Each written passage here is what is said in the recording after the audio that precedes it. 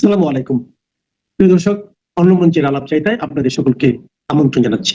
বাংলাদেশে অবৈধ ইউনূস সরকারের আমলে শরীফ ওসমান হাদী নামে একটি ভয়ঙ্কর রাজনৈতিক গুটি তৈরি করে তাকে হত্যা করে আওয়ামী লীগ বিরোধী, ভারত বিরোধী রাজনীতিকে চরম অবস্থায় নিয়ে যাওয়া হয়েছিল। হাদী হত্যাকারী হিসাবে একবার আওয়ামী লীগকে, একবার ভারতকে দায়ী করে বাংলাদেশে যে ভয়ঙ্কর মব সন্ত্রাসের ঘটনা ঘটানো হয়েছিল তা কিছুদিন চাপা ছিল, কিন্তু বিষয়টি আবারও আলোচনায় উঠে এসেছে ভারতেরই পশ্চিমবঙ্গে কথিত হাদী হত্যাকারী হিসাবে দুজনকে গ্রেপ্তার এবং পুলিশের কাছে তাদের দেওয়া বক্তব্যকে কেন্দ্র করে।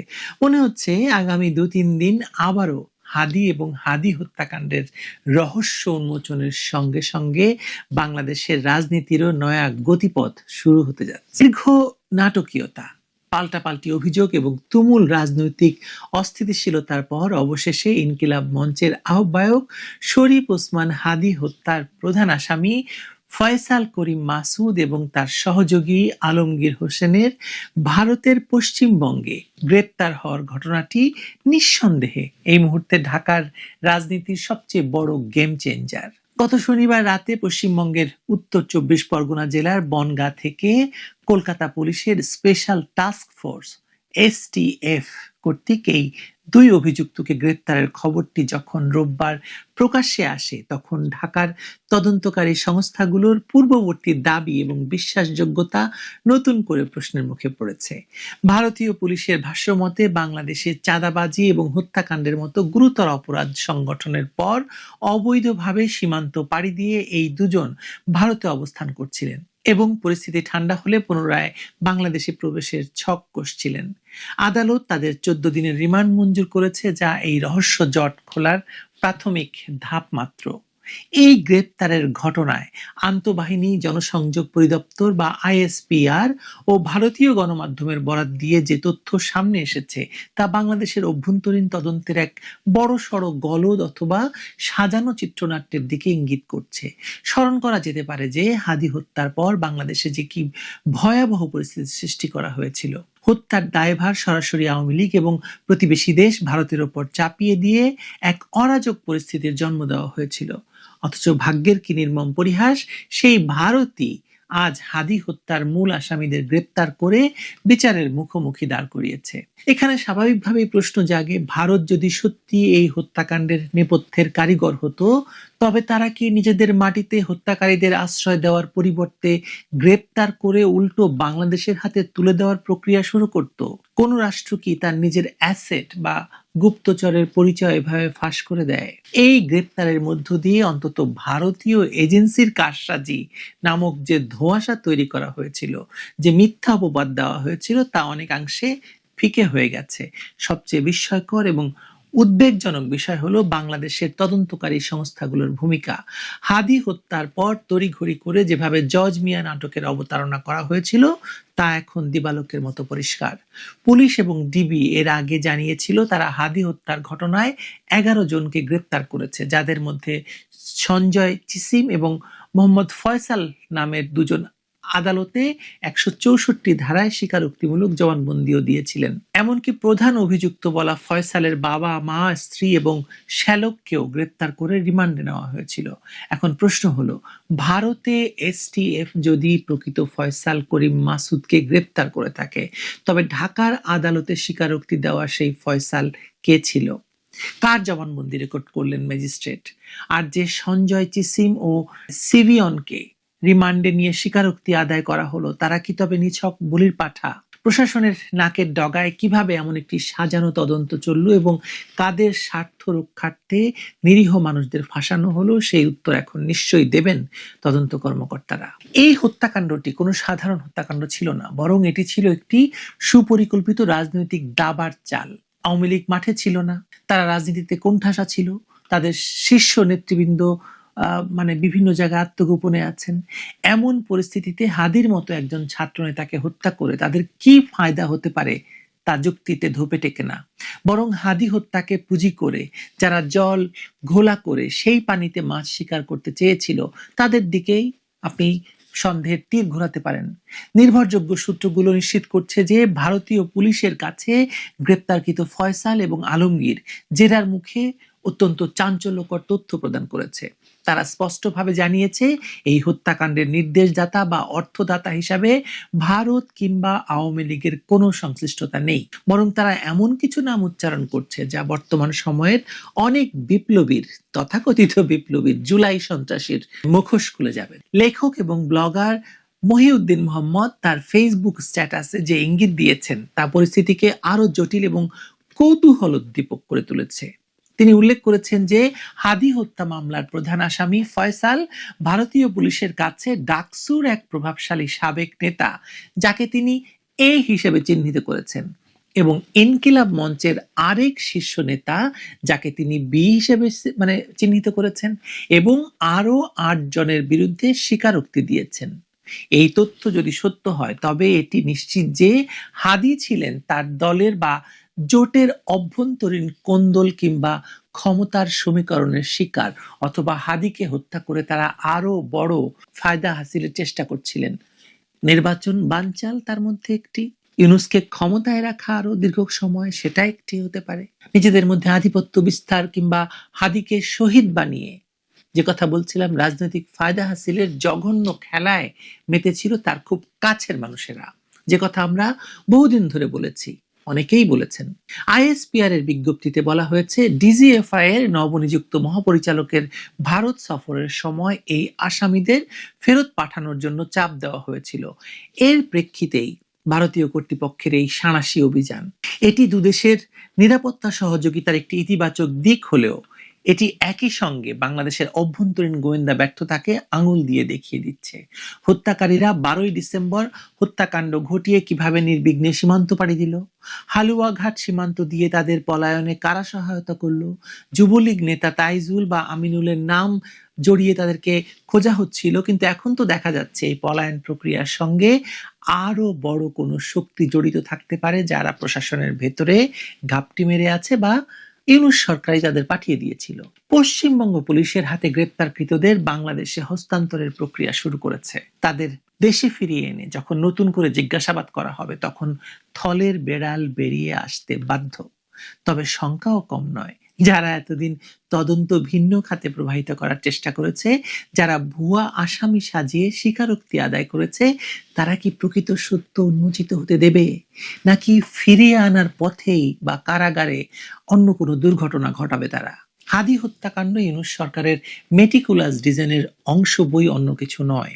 অবৈধ ইউনূস সরকারের আমলে মব জাস্টিস এবং রাজনৈতিক প্রতিহিংসা চরিতার্থ করতে গিয়ে কিভাবে সত্যকে কবর দেওয়া হয়েছে, হাদি হত্যাকাণ্ড তার প্রমাণ। ভারত যদি এই আসামিদের হস্তান্তর করে এবং বাংলাদেশে যদি সুষ্ঠু বিচারিক প্রক্রিয়া চলে, তবে হয়তো দেখা যাবে যাদের বিপ্লবী বা ত্রাতা বলে আমরা জেনেছি এতদিন, তাদের হাতই আসলে হাদির রক্তে রঞ্জিত। এটাই জুলাই সন্ত্রাস, এটাই বাংলাদেশকে জঙ্গি রাষ্ট্রে পরিণত করার কৌশল ছিল তাদের।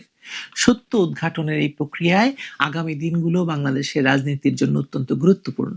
হাদি হত্যার রহস্যভেদের সঙ্গে সঙ্গে হয়তো অনেকেরই রাজনৈতিক ক্যারিয়ারের ইতি ঘটবে, আবার অনেক লুকোনো সত্য জনসম্মুখে চলে আসবে। এখন শুধু দেখার অপেক্ষা কেচক খুঁড়তে গিয়ে শেষ পর্যন্ত বিষধর সাপ বেরিয়ে আসে কে সেই সাপ বলেন তো? ভালো থাকবেন সবাই। সেনাবাহিনী এখনো মাঠে কেন? বাংলাদেশ কি শঙ্কামুক্ত হয়নি?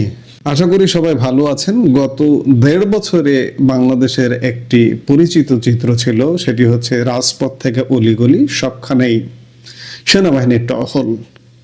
24-এর জুলাই মাসে যে রক্তক্ষয়ী ঘটনাগুলো ঘটেছিল, রক্তক্ষয়ী দিনগুলো যে ঘটেছিল, সেই সময় আওয়ামী লীগ সরকার ইন-এইড টু সিভিল পাওয়ার বা সাংবিধানিক ক্ষমতা বলে সশস্ত্র মোতায়েন করতে বাধ্য হয়েছিল। সেই সময়ের আন্দোলন পরবর্তী ভেঙে পড়া আইন শৃঙ্খলা পরিস্থিতি সামাল দেওয়া থেকে শুরু করে জাতীয় নির্বাচন, ফেব্রুয়ারি মাসে যে নির্বাচনটি অনুষ্ঠিত হলো, সেই নির্বাচনটি উপহার দেওয়া পর্যন্ত সেনাবাহিনী সমালোচিত হয়েছে এবং কখনো কখনো জোরালো ভূমিকা পালন করেছে। সোজা কথা, সেনাবাহিনী মাঠে ছিল বলে বাংলাদেশ কিছুটা সুরক্ষিত ছিল, বেশ অরক্ষিত ছিল বাংলাদেশ, এখনো অরক্ষিত, কিন্তু সেনাবাহিনীর কিছুটা অবদান আছে সুরক্ষিত রাখবার পেছনে। কিন্তু প্রশ্ন উঠছে এখন, অন্তর্বর্তী সরকারের প্রায় 1.5 বছর শেষ হয়ে গেছে, নির্বাচন শেষ হয়েছে, নির্বাচন শেষ হওয়া প্রায় 1 মাস হতে চললো, নতুন সরকার গঠিত হয়েছে সেটিও 20 দিনের বেশি হয়ে গেল, তবুও কেন সেনাবাহিনী এখনো মাঠে? তবে এখানে একটু বলে নেওয়া ভালো যে গত 28 ফেব্রুয়ারি পর্যন্ত সেনাবাহিনীর হাতে যে ম্যাজিস্ট্রেসি পাওয়ার ছিল সেই পাওয়ার কিন্তু আর পারেনি, বিলোপ হয়ে গেছে। কিন্তু ম্যাজিস্ট্রেসি পাওয়ার ছাড়া সেনাবাহিনী স্ট্রাইকিং ফোর্স হিসেবে এখনো পর্যন্ত মাঠে আছে। নিরাপত্তা বিশ্লেষকরা এই দীর্ঘমেয়াদী সেনা মোতায়েন নিয়ে কিছু গুরুত্বপূর্ণ সতর্কতা দিয়েছেন। সেনাবাহিনী কেন এখনো ব্যারাকে ফিরছে না? এর পেছনে কি বড় কোনো অঘটনের শঙ্কা এখনো আছে? আমি শুরুতেই যেটি শিরোনামে বলছিলাম যে বাংলাদেশ কি এখনো পর্যন্ত শঙ্কা মুক্ত হয়নি, নাকি সিভিল প্রশাসনের অযোগ্যতায় এর মূল কারণ? আপনারা জানেন যে আমরাও বিভিন্ন ভিডিওতে কথা বলেছি, সংবাদ মাধ্যমে এসেছে যে সারা দেশে রুটিন করে গত 1.5 বছর প্রায় 30,000 সেনা সদস্য দায়িত্ব পালন করছেন। আমরা দেখেছি 5ই আগস্টের পর যখন পুলিশ বাহিনী কার্যত অকার্যকর হয়ে পড়েছিল, তখন সেনাবাহিনী ছিল একমাত্র ভরসা। এমনকি ত্রয়োদশ জাতীয় সংসদ নির্বাচনে কোনো ধরনের বড় সংঘাত ছাড়াই ভোট সম্পন্ন হওয়ার পেছনে তাদের স্ট্রাইকিং ফোর্স হিসেবে উপস্থিতি ছিল প্রধান কারণ। কিন্তু এখন সময় এসেছে তাদের ব্যারাকে ফিরে নেওয়ার। কারণ একটি দেশ মাসের পর মাস বা বছরের পর বছর সেনাবাহিনীকে দিয়ে আইন শৃঙ্খলা রক্ষা করতে পারে না। এতে দুটি ক্ষতি হয়: এক, সেনাবাহিনীর নিজস্ব প্রশিক্ষণ ও পেশাদারিত্বের ঘাটতি তৈরি হয়; 2, সিভিল প্রশাসন বা পুলিশ বাহিনী অলস ও নির্ভরশীল হয়ে পড়ে, তাদের সক্ষমতা বাড়ে না। আপনারা এই জিনিসটা যদি একটু ডিপলি খেয়াল করেন, রাস্তাঘাটে দেখবেন, রাজধানী ঢাকার রাস্তায় যদি বের হন, ট্রাফিক পুলিশের যথেষ্ট স্বল্পতা আছে। এছাড়া রাতে যদি আপনি বের হন, আগে, আজ থেকে 2 বছর আগে রাস্তায় যেভাবে টহল পুলিশ দেখতেন, টহল পুলিশ ভ্যান দেখতেন, এখন কিন্তু সেগুলো অনুপস্থিত। পুলিশ অনেকটাই এখনো পর্যন্ত দায় সারাগোছের দায়িত্ব পালন করছে। সোজা কথা, পুলিশ আসলে এখনো পর্যন্ত 2 বছর আগের যে একটা ভিত্তিভূমি ছিল, সেই ভিত্তির উপর দাঁড়াতে পারেনি। এর পেছনে খুব বড় ধরনের একটি কারণ থাকতে পারে পুলিশ হত্যাকাণ্ড, এবং পুলিশ হত্যাকাণ্ডের বিচার নিয়ে এখনো পর্যন্ত বর্তমান যে নতুন সরকার এসছে সেই সরকারেরও একটি অমীমাংসিত অবস্থানই হতে পারে পুলিশ অ্যাক্টিভ না হওয়ার অন্যতম কারণ। স্বাভাবিকভাবেই প্রশ্ন আসছে যে সেনাবাহিনী এখনো মাঠে কেন? এর পেছনে কয়েকটি গভীর কারণ রয়েছে। পুলিশ ও প্রশাসনের পুনর্গঠন। গত 1.5 বছরে ইউনূস সরকারের সময় পুলিশের চেইন অফ কমান্ড পুরোপুরি ভেঙে পড়েছে। পুলিশ এখনো পুরোপুরি জনগণের আস্থা অর্জন করতে পারেনি। এই ভ্যাকুয়াম বা শূন্যস্থান পূরণ করতেই সেনাবাহিনীকে রাখা হয়েছে। রাজনৈতিক পট পরিবর্তনের পর অনেক স্বার্থান্বেষী মহল সুযোগ খোঁজে। পার্বত্য চট্টগ্রাম থেকে শুরু করে বিভিন্ন শিল্পাঞ্চলে, বিশেষ করে পোশাক খাতে অস্থিরতা তৈরির চেষ্টা হয়েছে, ইউনূস সরকারের আমলে হয়েছে। এসব জায়গায় সেনাবাহিনীর উপস্থিতি না থাকলে পরিস্থিতি নিয়ন্ত্রণের বাইরে চলে যেত। বর্তমান বিএনপি সরকারের দায়িত্বশীলদের পক্ষ থেকে বলা হচ্ছে যে সেনাবাহিনী কোনো ব্যক্তিগত স্বার্থে নয়, বরং বৃহত্তর জনস্বার্থে ব্যবহৃত হচ্ছে। আইন শৃঙ্খলা রক্ষাকারী বাহিনীর পুনর্গঠন শেষ না হওয়া পর্যন্ত তাদের সরিয়ে নেওয়া হলে জননিরাপত্তা ঝুঁকির মুখে পড়তে পারে। অর্থাৎ এই বক্তব্য বা এই কথায় এটি স্পষ্ট হয় যে বাংলাদেশ কিন্তু এখনো শঙ্কা মুক্ত হয়ে ওঠেনি, যার দরুন সেনাবাহিনী এখনো মাঠে আছে। এবং কবে উঠবে, সরকারের দায়িত্বশীলরাও কিন্তু এখনো সদুত্তর বা সঠিক উত্তর দিতে পারছে না। অনেকের মনেই প্রশ্ন, সেনাবাহিনী আছে মানেই কি সামনে বড় কোনো বিপদ? বিশ্লেষণের দৃষ্টিতে দেখলে সেনাবাহিনী থাকা মানেই অঘটন ঘটবে এমন নয়, বরং অঘটনের আশঙ্কা থাকতে পারে। নাহলে সেনাবাহিনী কেন আছে? অঘটন ঠেকানোর জন্যই তারা মাঠে আছে। তবে দীর্ঘ সময় মাঠে থাকার কিছু নেতিবাচক দিক আছে, যা অঘটনের চেয়ে কোনো অংশে কম নয়। আমাদের সেনাবাহিনী এখন বলা যায় ওভার স্ট্রেসড, অর্থাৎ তাদের ক্ষমতার অতিরিক্ত চাপ দেওয়া হচ্ছে। প্রতিরক্ষা বাহিনীর মূল কাজ দেশের স্বাধীনতা, সার্বভৌমত্ব রক্ষা এবং বহিঃশত্রু মোকাবেলা।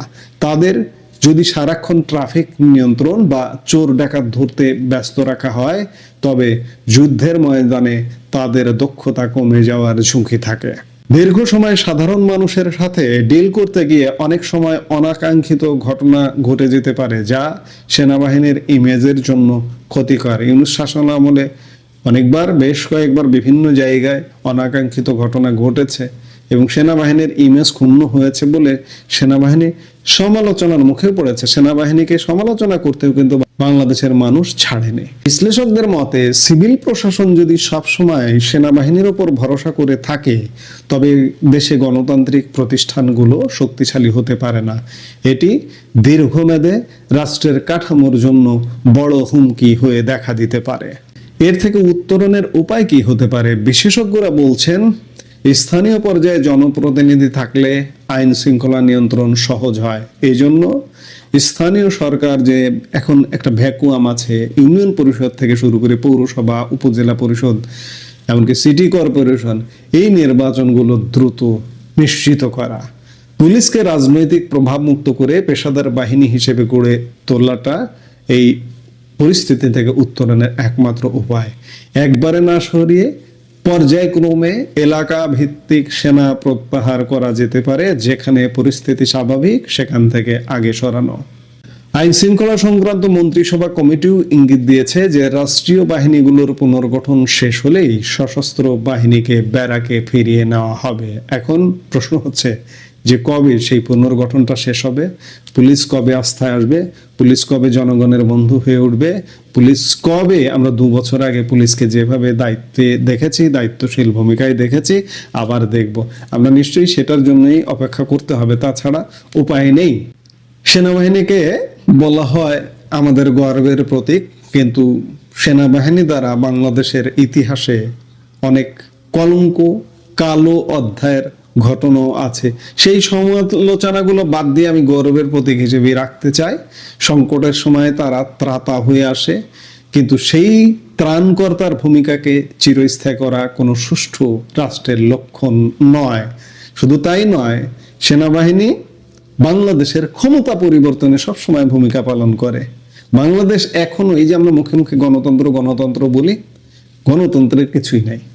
আপনি খুব পেছনের দিকে না যাই, অন্তত পক্ষে এই শতাব্দীর থেকেই যদি ধরি, 2007 ক্ষমতা পরিবর্তন সেনাবাহিনীর ভূমিকায়, 2024 ক্ষমতা পরিবর্তন সেনাবাহিনীর ভূমিকায়।